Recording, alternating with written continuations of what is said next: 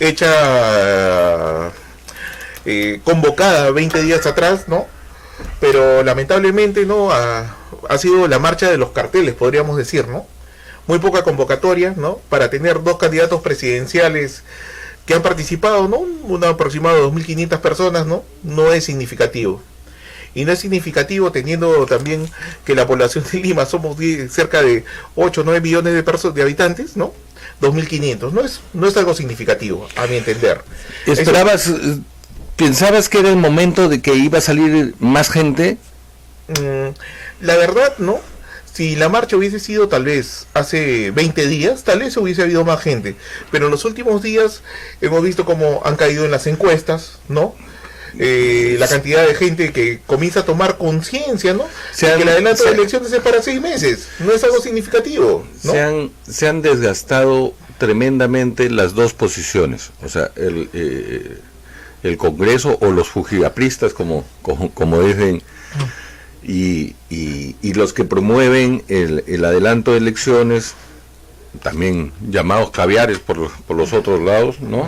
Ambas dos posiciones pareciera que han perdido fuerza e interés. La novela está siendo demasiado larga y la gente ya no quiere ver más que el capítulo final, y además que se repiten los capítulos, ¿no? Al día siguiente,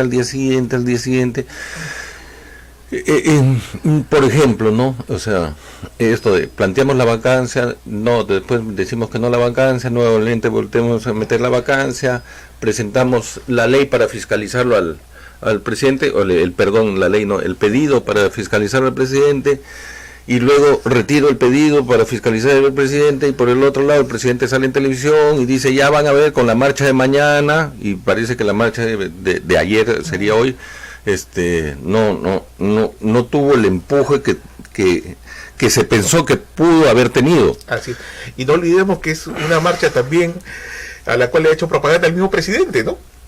Que ha dicho abiertamente, no nos olviden, mañana hay una marcha. De repente, ¿no? Yo creo que de repente le ha hecho un flaco favor a la convocatoria, porque escuché algunos comentarios que decían, yo estoy porque cierran el Congreso, pero no apoyo a Vizcarra. Creo que no fue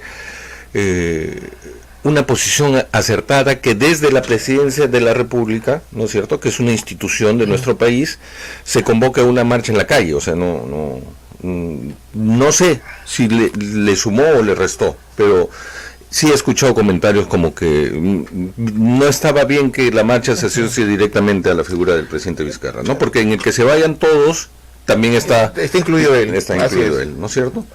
Y también están los congresistas que ayer marcharon, ¿no es cierto? Indira Wilca, etcétera, también están en el que se vayan todos. A veces se pone un poco complicado el tema, ¿no? Porque vemos marchando a los que se tienen que ir. Convocando a los que se tienen que ir, ¿no?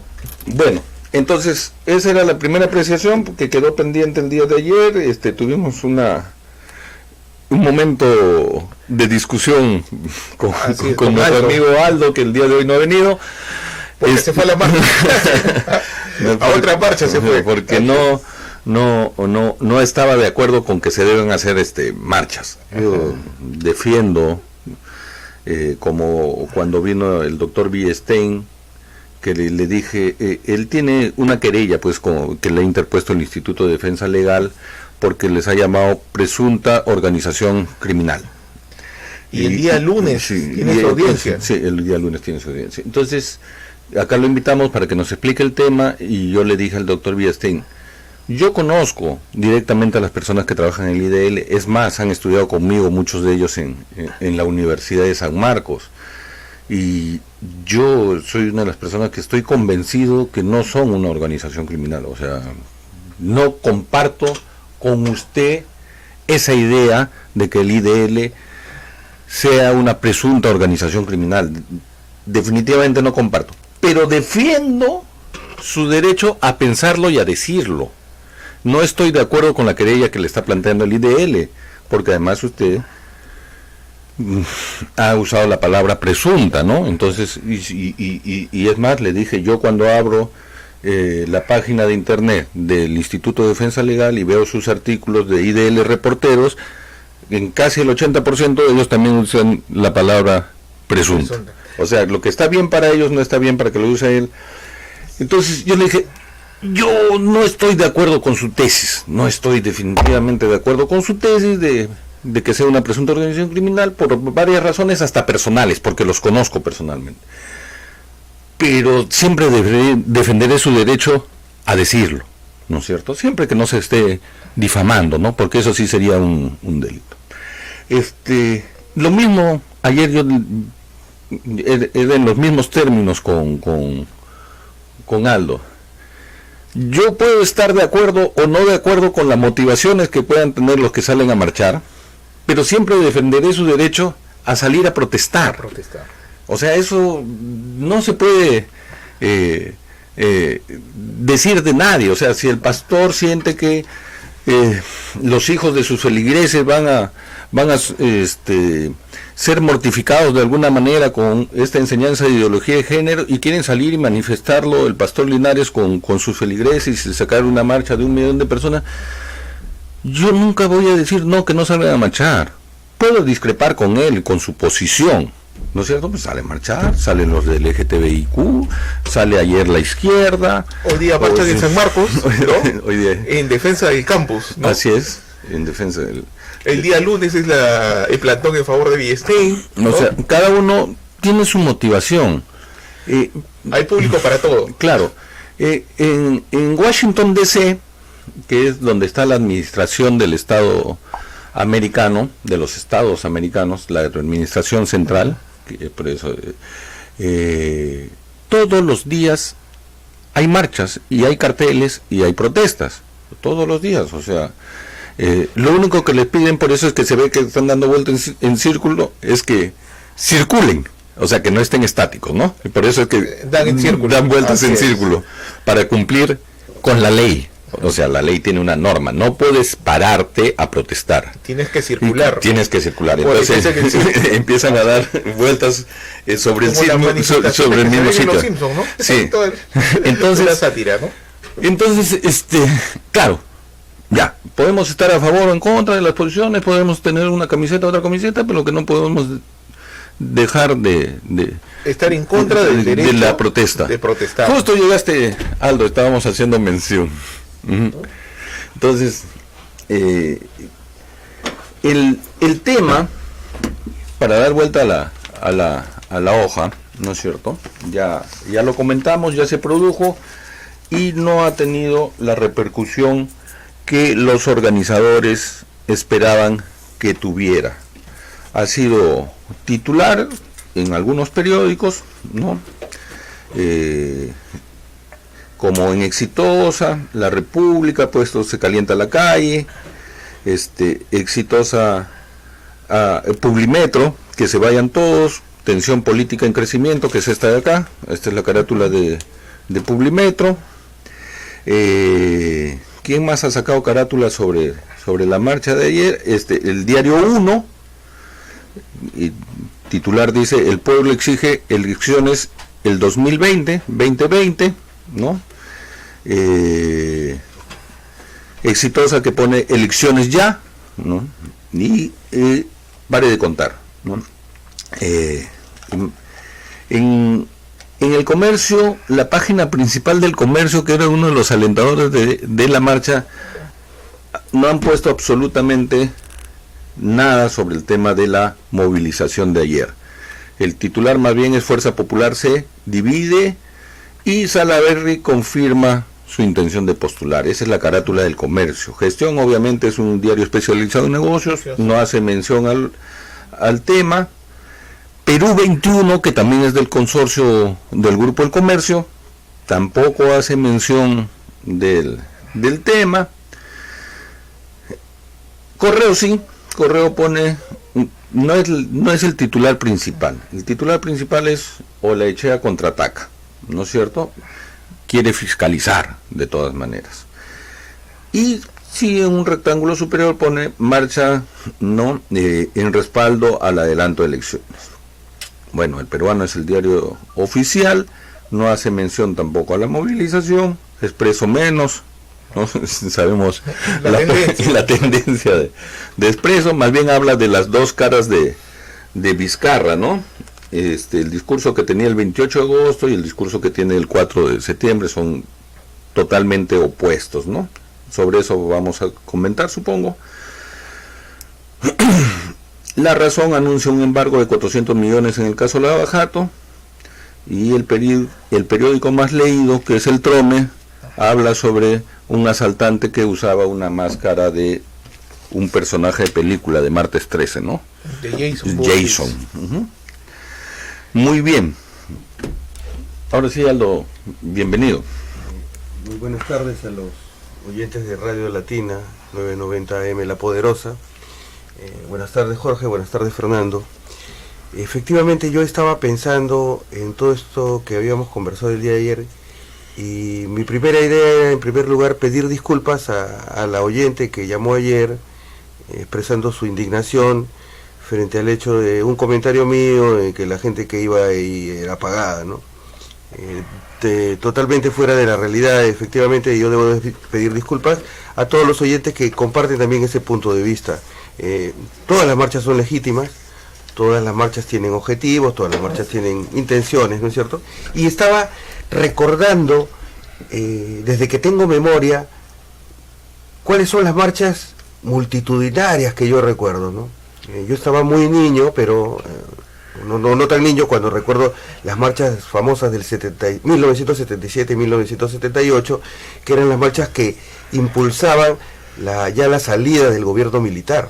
El retorno a la democracia. El retorno a la democracia. Ahí se confundió efectivamente, general, ¿no? Sí, el 19 de julio de 1977 fue el paro nacional que obligó a que en ese momento el dictador Francisco Morales Bermúdez convocara a elecciones de la Asamblea Constituyente. Se paró el país.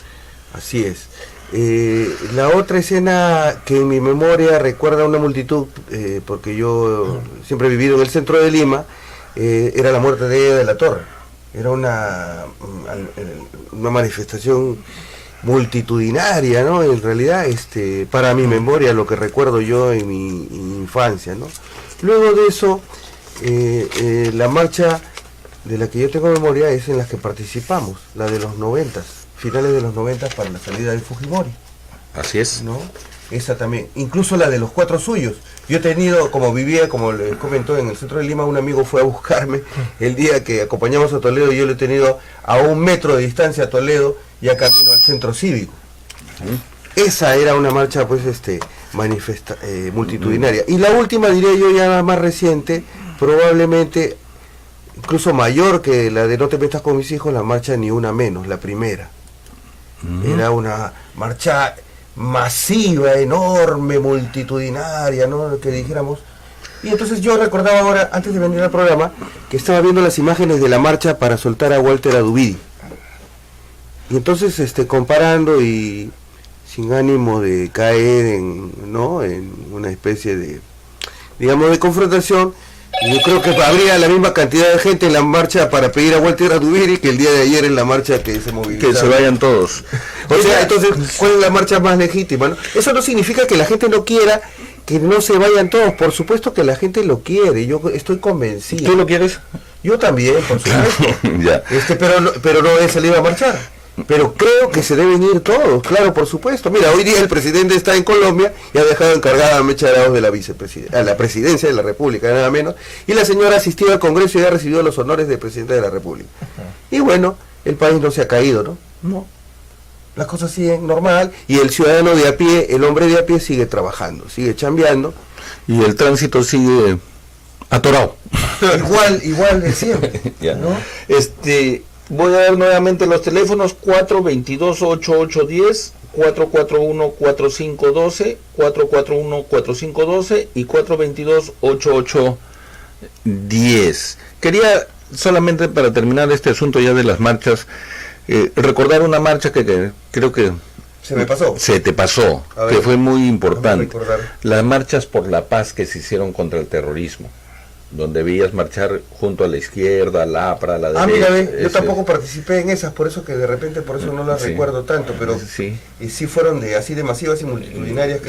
Claro, gigantescas. O sea, esos fueron, creo, y más por la vida, en realidad, pues sí, se llamaba por la vida y por la paz, así se llamaba, la marcha por la vida y por la paz, y participaron de todos los colores, de toda la sociedad civil.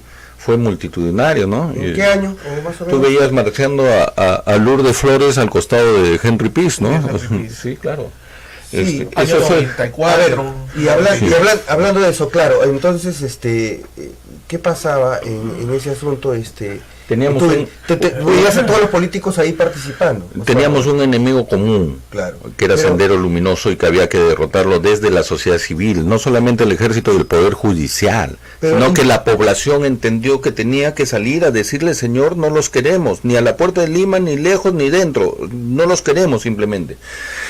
En esos años yo estudiaba en San Marcos y me tocó muy duro enfrentarme con Sendero. Jorge, ahorita que tocas lo de Sendero, ¿no? Que la sociedad civil es la que salió a contestar, ¿no? Que había que derrotarlo. Yo considero que Sendero tal vez fue derrotado militarmente, pero nunca políticamente, ¿no? Sí, tanto es así que ahorita vemos, ¿no? En San Marcos, en la Católica incluso, un resurgimiento, gente que juega un neosenderismo, digámoslo así, ¿no? Por así decirlo, un senderismo, ¿no? reinventado, donde dicen que toda la guerra el lingüista, la guerra civil, sí, el lingüista Zapata, ¿no es cierto? Que es un hombre que no es totalmente opuesto a lo que pueda considerarse de izquierda. Él dice: es que el discurso se mantiene porque la realidad no la hemos cambiado. O sea, el discurso va a seguir existiendo en la medida que la realidad que inspiró ese discurso hace 40 años no le hemos modificado ni un ápice. Y ahí está la prueba, los niños que han fallecido en estos días. O sea, ahí están los niños que fallecen en el friaje, las comunidades andinas que no tienen agua, desagüe. O sea, no hemos modificado la relación, la realidad, dice Zapata, lingüista, Eduardo Zapata, y entonces ¿cómo quieren que ese discurso no suene todavía? O sea, hagamos cosas. Y estas cosas que están sucediendo en este momento entre el Congreso y etcétera, más bien alimentan ese tipo de discursos, los discursos radicales. Por eso es que Antauro tiene éxito, por eso es que Adubir también tiene éxito. Lo que pasa es que la democracia aquí le tenemos miedo a un señor Adubir que con 4 palos sale a protestar, y entonces lo ponemos preso. O sea, ¿por qué? Porque como digo yo, en el caso de Venezuela, ¿no es cierto? Ahí el señor Guaidó sale todos los días, se proclama presidente, hace sus marchas, etcétera. Intenta el golpe de Estado, ¿no? Llama al golpe de Estado, libera a un presidente que estaba, a un congresista, un candidato a la presidencia que estaba preso, se fugó a España gracias a ese acto, ataca a las Fuerzas Armadas, etcétera. Y no se habló nunca de cerrar el Congreso. Él es el presidente del Congreso. O sea, por eso yo digo, yo me acuerdo que cuando Obama estaba de presidente y los republicanos tenían la mayoría, lo tuvieron medio año sin aprobarle el presupuesto de la nación, el presupuesto. O sea, se ejecutaba el presupuesto porque había que ejecutarse, pero no tenía aprobación del Senado. Y no cerró el Congreso por eso. Johnson ha intentado cerrar el Congreso hace unos días en Inglaterra. La gente salió y le dijeron no. El hecho de que tengas minoría en el Congreso, porque él ha perdido la minoría por uno, ¿no? Uno de sus partidarios se ha pasado al Partido Laborista. Entonces, y por eso dijo, suspendo el Congreso 120 días. La gente salió con sus cartelitos y le dijo, no, eso no va. ¿Y qué tuvo que hacer? Retroceder y entender que tiene que gobernar con ese Congreso que ya no tiene mayoría. O sea, en fin. A ver, pero quería entender algo, tal vez no sé si ustedes compartan esta visión. Hubo otra marcha que tal vez se me pasó, las marchas contra la estatización de la banca en el año 87 contra Alan García. Contra Alan García. Salieron Ahí a marcharon los banqueros.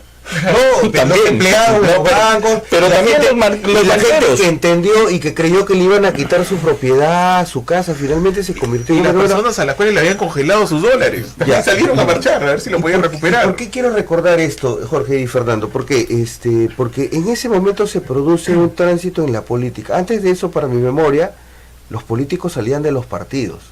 Entonces, cuando se convoca a la marcha por la libertad, ¿no? Algo así era, ¿no? Libertad, ¿no? Sí, imitando el eslogan de Polonia, ¿no? El movimiento Libertad que lideró Vargas Llosa. En ese momento, un grupo de amigos veíamos como broma que él fuera candidato presidencial, porque una cosa es que protestando contra el tema de la banca y otra cosa es que él fuera candidato.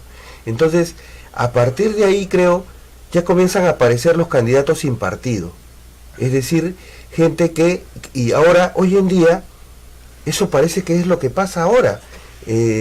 La política, o sea, los políticos que son los candidatos presidenciales ya no pasan por los partidos, ¿no? Es al revés, más bien. Claro. Los políticos aparecen y los partidos ya ahí están, ahí abundan las marcas, ¿no? Y las franquicias, el alquiler, ¿no? En el caso incluso de la Proyección Popular, está tan fragmentada la situación en ambos partidos que no tienen inscripción legal, porque entre ellos la lucha intestina ni siquiera permite que lleguen a un acuerdo.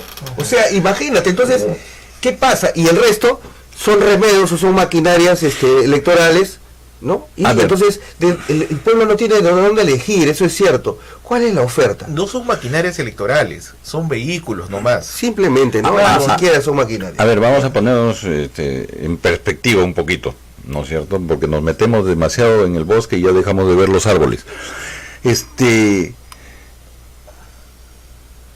Trump es un candidato sin partido. También. Así es. Trump, porque la ley le permite, se postuló dentro del Partido Republicano y le ganó a todos los candidatos republicanos, pero él no es republicano. Un sector conservador del Partido Republicano, los del Tea Party, fueron los que auspiciaron su candidatura. Y lo mismo Macron. Ajá. Macron es una decisión, ¿no es cierto? Y él mismo lanzó primero la candidatura y después de la candidatura viene el partido. En Francia, en la cuna de la democracia, donde se hizo la revolución francesa y donde están la protesta de los chalecos amarillos. El candidato apareció primero y el partido después. ¿Por qué estaría mal? No, yo no estoy diciendo... No, pregunto. A ver, lanzo la pregunta no sobre lo que tú has dicho, sino lanzo en general. No, quiero retomar el tema y creo que me has entendido. No es un fenómeno local, es un fenómeno mundial. Es más, no es reciente. Incluso un politólogo que ya ha sido recientemente fallecido, Peter Mayer, que debe ser revalorado, escribió un libro que se llama Gobernando el Vacío, para hablar de este fenómeno que es un fenómeno mundial. O sea, realmente los partidos son una formalidad legal. No existen, no tienen una vida propia. Es para cumplir con el requisito. Así es, para cumplir con el requisito. Entonces simplemente no representan realmente a la sociedad. Pero porque la gran pregunta, nuevamente yo digo, ¿y por qué tendría que haber ese requisito? Si yo quisiera postularme a la presidencia, ¿por qué no podría postularme a la presidencia? En Estados Unidos hay... De manera directa. En las primarias de Estados Unidos hay 1.100 candidatos. 1.100 candidatos. O sea, lo que vemos son los más grandes, ¿no? Ajá. Y en los debates van los 5 o 6... que están más arriba. Más arriba. Pero son 1.100. Hay gente hasta que se disfraza de Batman y dice... Abiertas. Acá hubo el que quedó tercero fue candidato del Partido Verde, creo, ¿no? Sí. Acá hubo un candidato, me acuerdo, Batman. Claro, Johnny Vázquez. Que tenía su partido de la juventud y el símbolo era el murciélago. El murciélago. O sea, pero vino la DC Comics, creo, y le hizo un juicio, ¿no? Y se quedó sin logo. De hecho, los nombres debería haber entrado, ¿no? Así es. El tema, yo quería decir, más bien me preocupa, es el tema de la política. O sea, ¿cuál es el lineamiento político? Porque estaba revisando en mis textos, ¿no es cierto? Porque hemos acostumbrado a identificar al momento actual del capitalismo como neoliberalismo. O sea, ¿por qué? Cuando se cae el muro de Berlín, hay el famoso consenso de Washington, 10 puntos de economía, ¿no? Privatizar, achicar el Estado, etcétera, los famosos 10 puntos del consenso de Washington, subir los impuestos, etcétera. El libre comercio. Entonces, toda una receta que tenían que aplicar todos los países. A eso se le llamó liberalismo. Neoliberalismo. El globo de ensayo primario fue, ¿dónde fue? Exitoso, en Chile. El modelo económico chileno es el neoliberalismo. Su inspirador, Milton Friedman, profesor de la Universidad de Chicago. Por eso los ministros, los que trabajaban en el Ministerio de Economía de esa época son identificados como los Chicago Boys. Se formaron en la escuela de Chicago con Milton Friedman y aplicaron la receta neoliberal. Esto ya se aplicó a nivel mundial cuando cae el muro, sobre todo en esos países que habían salido de la órbita soviética, ¿no es cierto? Que ya eran países, y todos los países que se crearon, la receta del fondo era el consenso de Washington, o sea, neoliberalismo. Y nos hemos quedado en ese discurso, criticamos al capitalismo neoliberal. Pero viendo los últimos sucesos en el mundo, yo me he puesto a revisar, y eso es lo que les iba a comentar. Macron, ¿por qué es la protesta de los chalecos amarillos? Es porque ha subido el impuesto a la gasolina para financiar su planilla. Eso no tiene nada que ver con neoliberalismo. Trump acaba de aumentarle los aranceles no solo a los chinos, sino también a la Comunidad Europea. Eso no tiene nada que ver con neoliberalismo, es lo contrario, es la negación.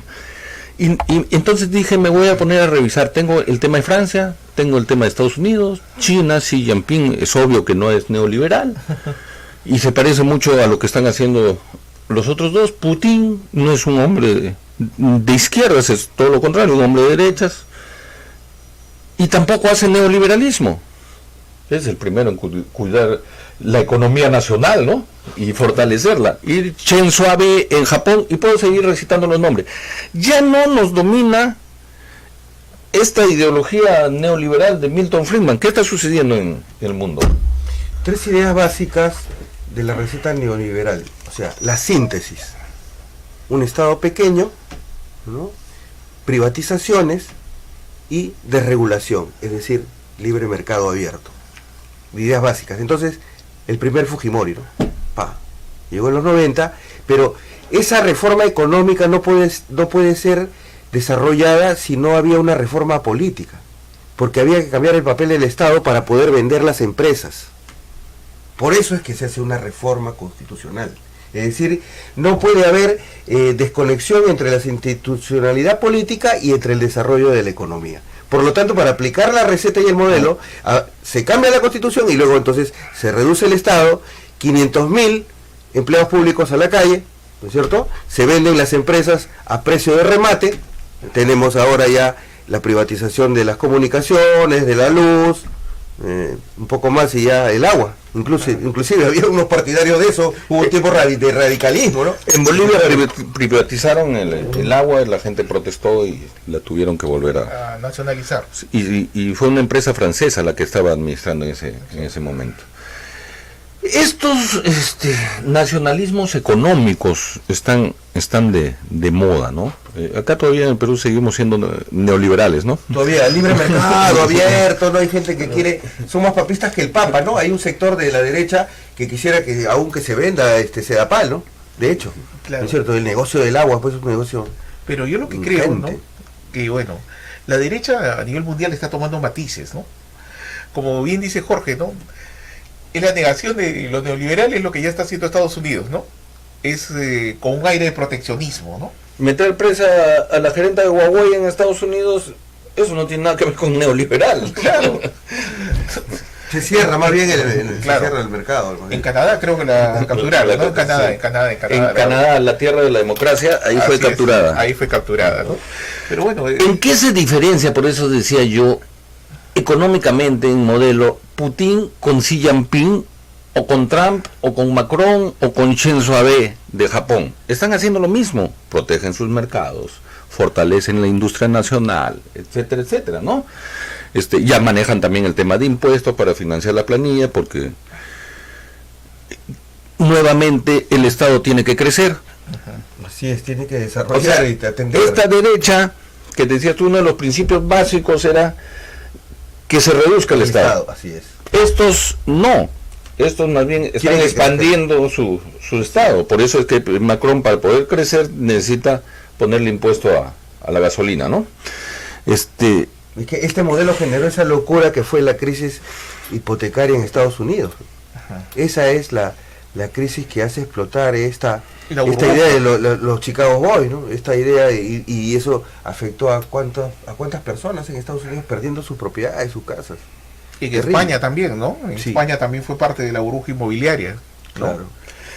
Macri empezó con un discurso totalmente neoliberal y lo eligieron quizá por ese discurso de la apertura económica, el crecimiento, etcétera, etcétera.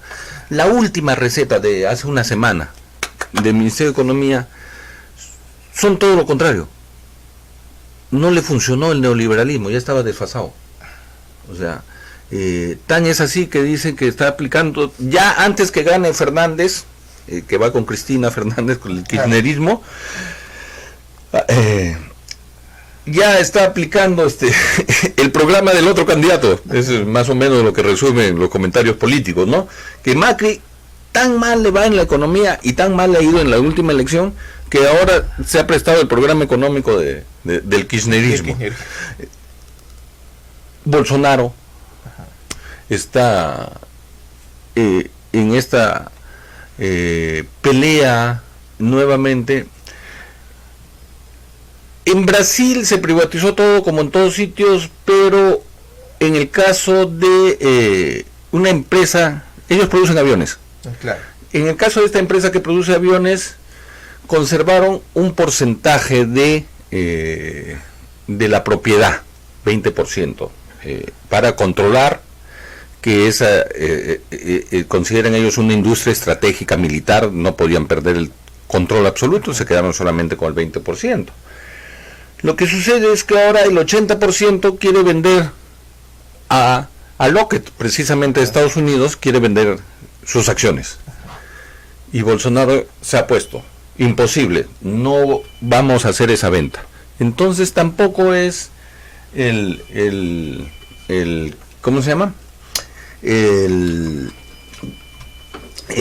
neoliberalismo a ultranza que prometió en su campaña Bolsonaro, cambió el discurso 100%, ahora habla de empresas estratégicas, habla de industria militar y habla de no vender las empresas más bien. Ya. Entonces, existe, digamos, en el Perú una suerte de retraso frente a los fenómenos mundiales. Tal vez sea por el hecho de que no nos haya afectado algunas de estas crisis, ¿no? La del 2008 efectivamente tuvo efectos sobre muchos países de América Latina, pero el Perú, digamos, no se vio afectado. Bueno, no tenemos cómo saber, ¿no? No tenemos cómo saber cómo afecta esta situación. Buenas tardes, tenemos una llamada telefónica. ¿Aló? Buenas tardes, estimado de acá de Los Olivos, Miguel, escuchando. ¿Qué tal, Miguel? ¿Cómo estás? Gracias, muy amable. También hay que tocar, estimados, el tema de lo que está sucediendo en Venezuela y Colombia. Lamentablemente, Colombia es un país neoliberal y Venezuela pues lleva un capitalismo de Estado, digamos, ¿no? Donde le denominan pues, el socialismo del siglo XXI, 2021, si no me equivoco. Entonces, en ese aspecto, mira, si Venezuela no hubiera sido bloqueado económicamente, políticamente, en todos los aspectos, creo que Venezuela en este momento tal vez sería una potencia económica en todos los aspectos. ¿Por qué digo esto? Porque estoy analizando, porque todos los países neoliberales prácticamente han fracasado, estimado. Mira, por ejemplo, cómo está Argentina, cómo está Perú, cómo está Colombia, etcétera. Mira, también quiero recalcar una cosa, Bolivia, mira, lleva otro modelo, un modelo nacionalista, ¿no? Y creo que es un país que crece económicamente y políticamente y tiene empresas estatales que están internacionalizándose, ¿no? Entonces... Está creciendo a 8.3, creció el año pasado, es el más alto de la región, Bolivia, con un nacionalismo económico. Claro, lógico. Entonces, pues, donde los recursos naturales, el 80% para el Estado y para la prioridad del 20%, ¿no? Y ese modelo también debemos aplicarlo, no tal igual, pero nosotros tenemos otro modelo, tal vez queremos un modelo un poco más más justo, más digno, pero ese aspecto tiene que destituirse el modelo neoliberal y también cambiar esa constitución, porque ese es el medio del asunto, mi estimado. Gracias, muy amable. Muchas gracias, muy amable. En el tema de... O sea, sí, la gente, los gobernantes, en el caso de Bolivia, y antes en el caso de Ecuador con Correa, creo que aplicaban muy bien el tema del nacionalismo económico. O sea, que es igual que el nacionalismo económico de Trump, solo que unos son de izquierda, otros de derecha. Adelante, buenas tardes. ¿Cómo está, amigo? Buenas tardes, soy de Los Olivos, Gabriel. Un saludo para usted y para su amigo panelista, muy interesante sus apreciaciones también. Gracias. Mire, ¿cómo desfujimorizar Lo fujimorizado. al peruano de... Uh-huh. ¿No? ¿Me escucha? Sí, adelante. ¿Cómo desfujimorizarnos los mismos? Porque el problema no es Fujimori, es esa fujimorización que se ha metido desde los 90 en los medios de comunicación, en el peruano de a pie y en el sistema. Mire, le pongo un ejemplo. Hace 3 años... ¿Aló? Se cortó la llamada, creo. ¿Aló? Se cortó la llamada, ahorita volverá a entrar.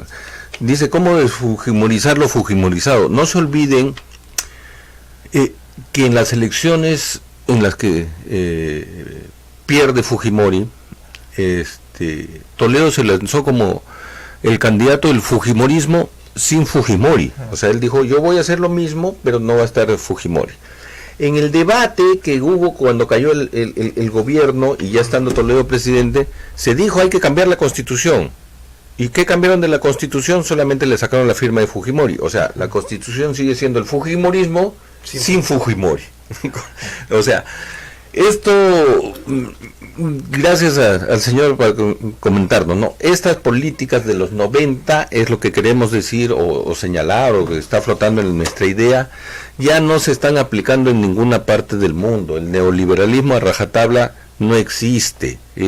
Miren a Trump, miren a Macron, miren a Putin, a Xi Jinping, a Shinzo Abe, a Evo Morales, a quien quieran. El gusto, el color lo escogen ustedes, pero todos hay una concertación. Hay que defender la nación, hay que defender el país.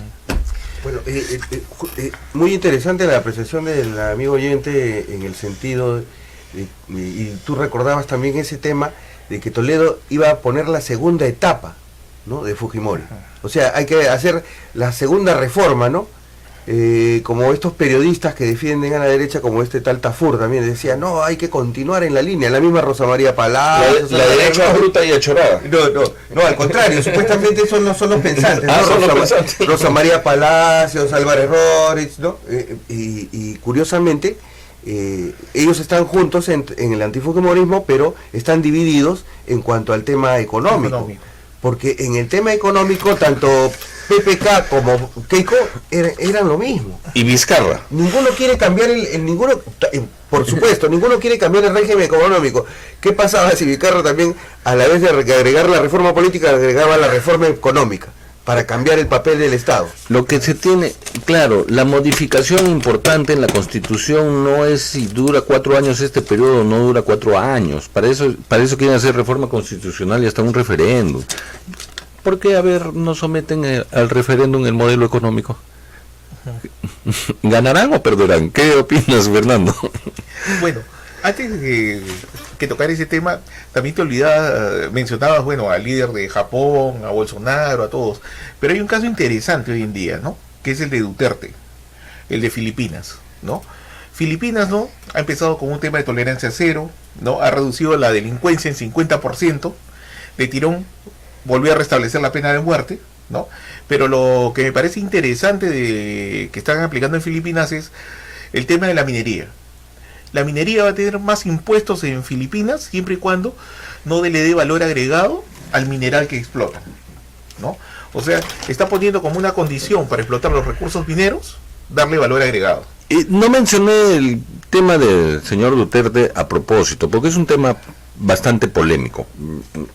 Ya lleva más de 7.000 muertos, entre comillas, ilegales, ¿no? O sea, fuera de la norma de procedimiento policial, ¿no? Entonces, 35.000. Sí, No, es en total la cifra de muertos, pero te digo, 7.000 ya denunciados. Denunciados. O sea, y eso le resta a todo lo que puede estar haciendo en otros campos. Por eso no lo mencioné, sí que podemos polemizar sobre el tema. Lo que yo quería señalar era el mundo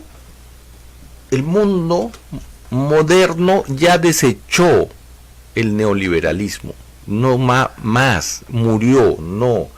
Nosotros en el Perú tenemos que empezar.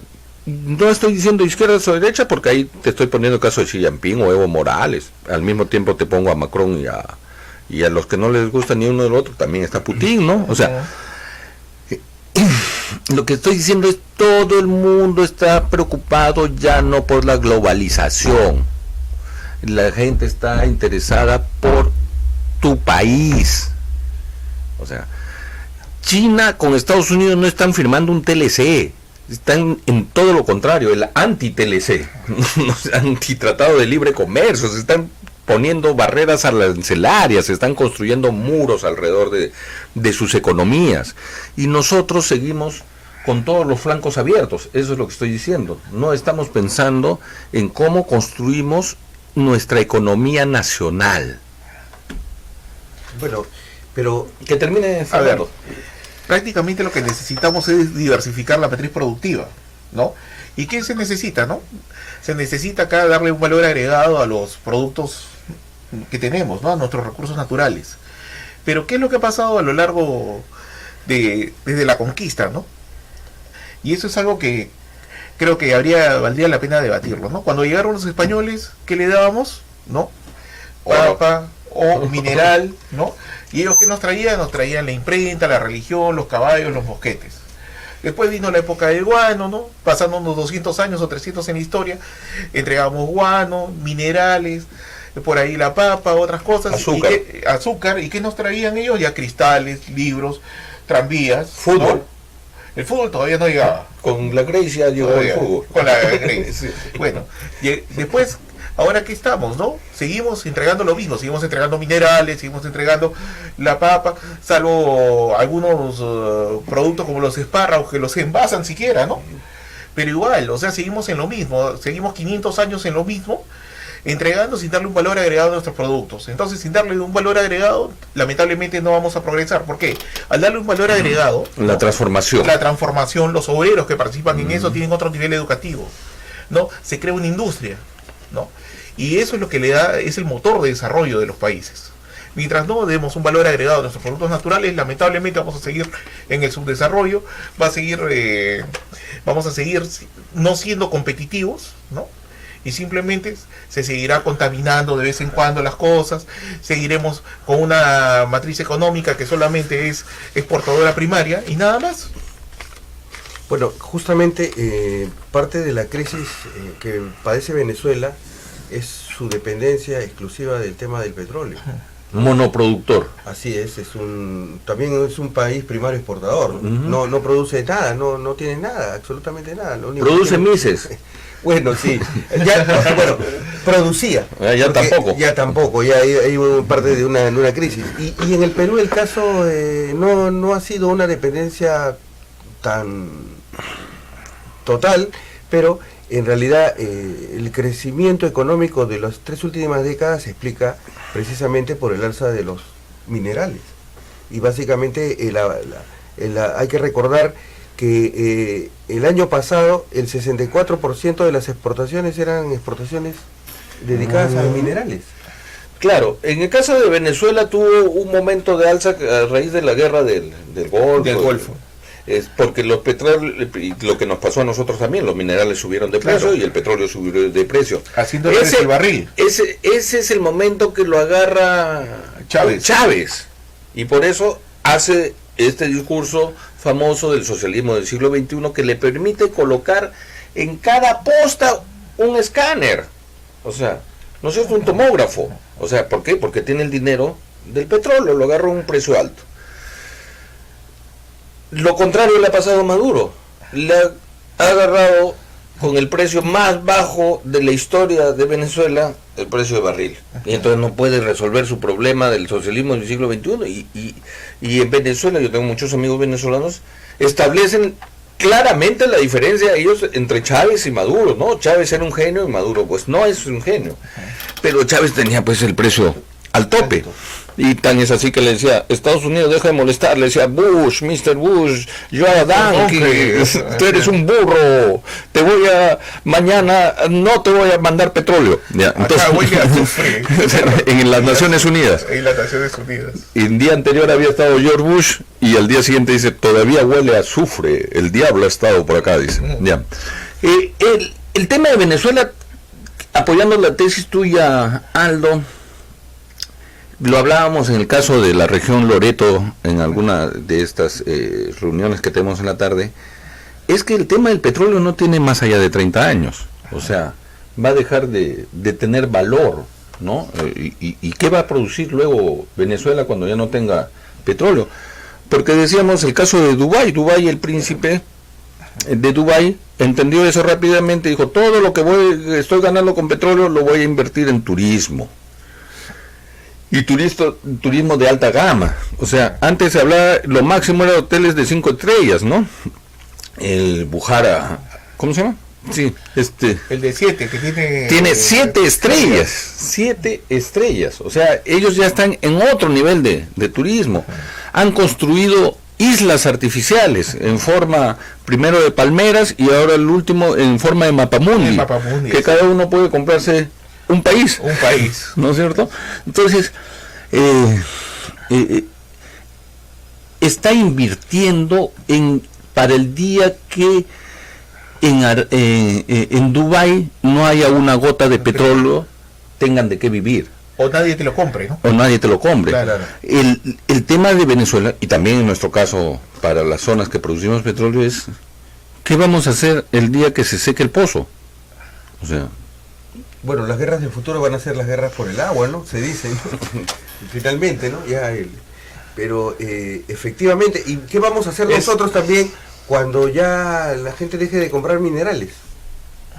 ¿Qué va a pasar con la economía y el crecimiento económico en el Perú? Bueno, por lo pronto el mayor comprador, el más importante que era China, ya nos dejó de comprar, ¿no? Ya nos dejó de comprar, así es.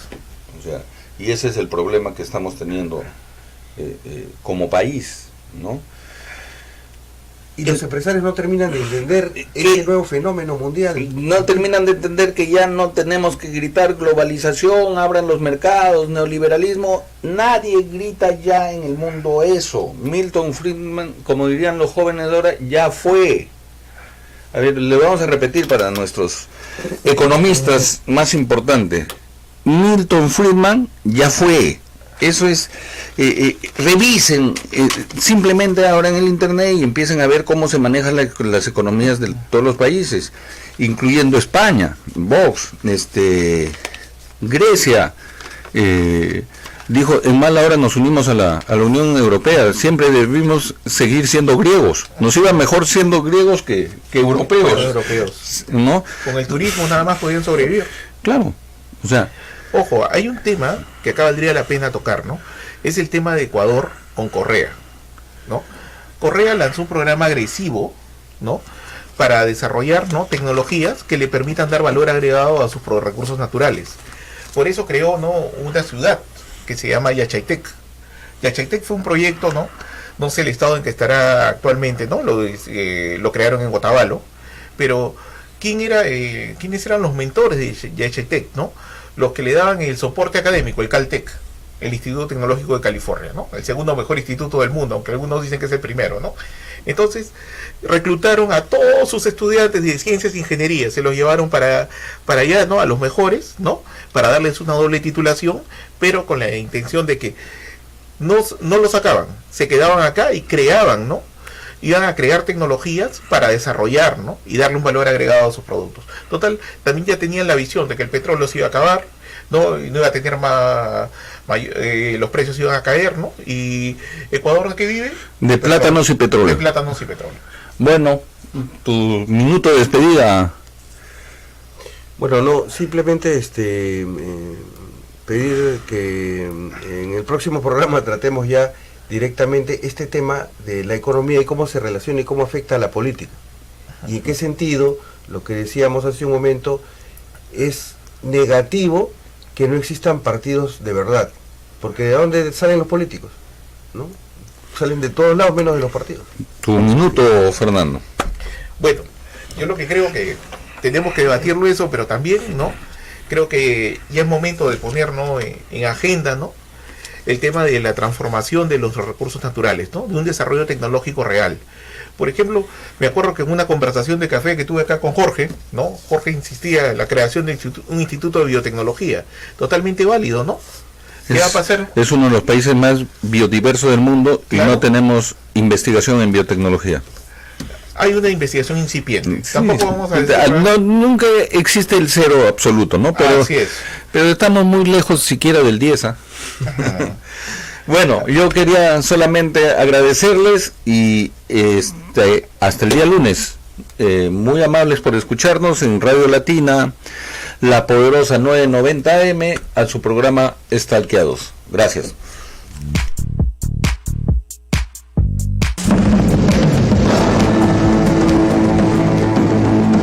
Desde Santa Cruz, Miraflores, Radio Latina 990, La Poderosa.